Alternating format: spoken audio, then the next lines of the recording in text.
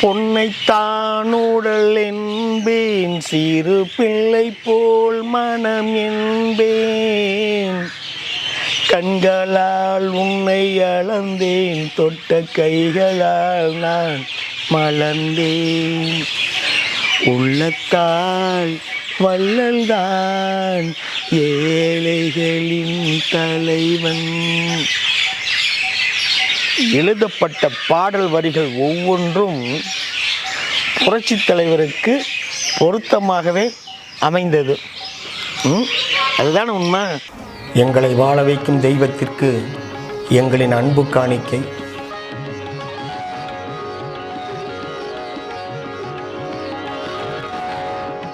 புரட்சித் தலைவர் சாப்பிட்டுக்கிட்டு இருக்கிறாரு. தனியாவா? எப்பங்க அவர் தனியாக சாப்பிட்டாரு? கூட்டத்தோடு தான் சாப்பிட்டுக்கிட்டு இருக்கிறாரு. அப்போது அவர்கிட்ட ஒரு உதவி கேட்குறதுக்காக ஒருத்தர் வர்றாரு. உடனே அவரை சாப்பிட்டீங்களா அப்படின்னு கேட்டுட்டு டக்குன்னு கையில் இருந்த பணத்தை எடுத்து அவர்கிட்ட கொடுக்குறாரு. இதை புரட்சித் தலைவர் பக்கத்திலே சாப்பிட்டுக்கிட்டு இருக்கிறாருல்ல ஒருத்தர், அவர் புரட்சித் தலைவருக்கு ரொம்ப நெருக்கமானவர், வயசில் மூத்தவர்.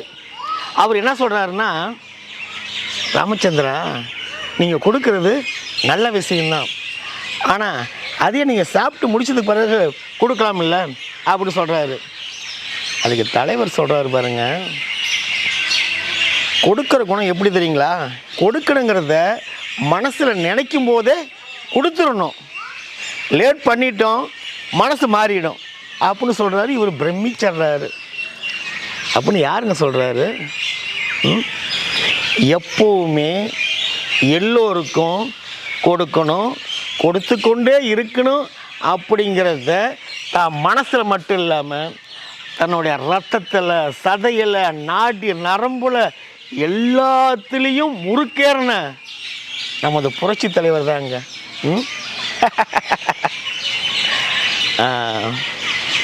அடுத்து பார்த்தீங்கன்னா இன்னொன்று, சென்னை லயோலா கல்லூரியில் ஒரு நிகழ்ச்சி. அதாவது அந்த கல்லூரியினுடைய மாணவ பேரவை செயலாளராக இருக்கிறவர் ஜேசிடி பிரபாகர் என்பவர். இவர் பின்னாளில் வாரிய தலைவராகவும் எம்எல்ஏவும் எம்ஜிஆர் இளைஞரணி தலைவராகவும் இருந்தவர். இவர் மனசில் ஒரு திட்டம் உதயமாகுது.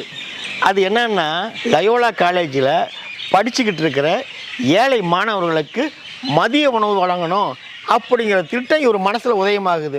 உடனே தன்னுடைய திட்டத்தை அதிமுக நிறுவன தலைவரான புரட்சித் தலைவரை சந்தித்து சொல்கிறாரு. இதை கேட்ட புரட்சித் தலைவர், ஏழை மாணவர்களுக்கு உணவு அளிக்கக்கூடிய இந்த மதிய உணவு திட்டம் சிறப்பானது, அற்புதமான திட்டத்து, அதை நீங்கள் செயல்படுத்துங்க அப்படின்னு சொன்னதோடு மட்டும் இல்லாமல் தனது சார்பாக ஒரு 10,000 ரூபா நிதியும் கொடுக்குறாரு. அதை வாங்கி நன்றி சொல்லிவிட்டு அவர் கிளம்பிடுறாரு. அதன் பிறகு மாணவ பேரவை நிர்வாகிகள்லாம் முக்கியமான பிரமுகர்கள்ட்ட போய் நிதி வசூல் பண்ணுறாங்க.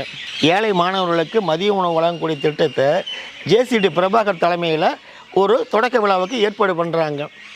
இந்த விழாவானது லயோலா காலேஜில் நடக்குது. இந்த விழாவில் புரட்சித் தலைவர் எம்ஜிஆர் அவர்கள் கலந்துகிறாரு. அது மட்டுமல்லாமல் தென்னிந்திய நடிகர் சங்கத்தின் தலைவராக இருக்கக்கூடிய திரு நடிகர் திலகம் அவர்களும் இந்த விழாவில் கலந்துக்கிறாங்க. மக்கள் திலகம் அவர்களும் நடிகர் திலகம் அவர்களும் மேடையில் அமைந்திருக்கக்கூடிய அந்த காட்சி பார்க்கவே பரவசமாக இருக்குது. அப்பொழுது தலைமுறையாற்றிய ஜேசிடி பிரபாகர் என்ன பேசுகிறாருன்னா, ஏழை மாணவர்களுக்கு மதிய உணவு வழங்கும் திட்டத்துக்கு புரட்சித் தலைவர் அவர்கள் 10,000 வழங்கினார் அப்படிங்கிறத பெருமிதமாக சொல்கிறாரு. அனைவரும் கைத்தட்டுறாங்க. அதன் பிறகு தொடர்ந்து சொல்கிறாரு, நடிகர் சங்க தலைவர் ஒரு விழாவில் கலந்துக்கணும்னா அந்த சங்கத்தினுடைய வளர்ச்சி நிதிக்கு 1000 ரூபாய் தரணும். அந்த அடிப்படையில் திரு நடிகர் திலகம் அவர்கிட்ட இந்த 1000 ரூபாய் நான் கொடுக்குறேன் அப்படின்னு கொடுக்க போகிறாரு ஜேசிடி பிரபாகர். உடனே உட்காந்துருந்த மக்கள் திலகம் டக்குன்னு ஏஞ்சி மைக்கிட்ட போயிடுறாரு. போய் என்ன சொல்கிறாருன்னா, லயோலா காலேஜில் படிக்கக்கூடிய ஏழை மாணவர்களுக்கு மதிய உணவு வழங்குறதுக்காக நீங்கள் எல்லாத்துக்கிட்டையும் நிதி வசூல் பண்ணி இதை செயல்படுத்துகிறீங்க, பாராட்டுறேன்.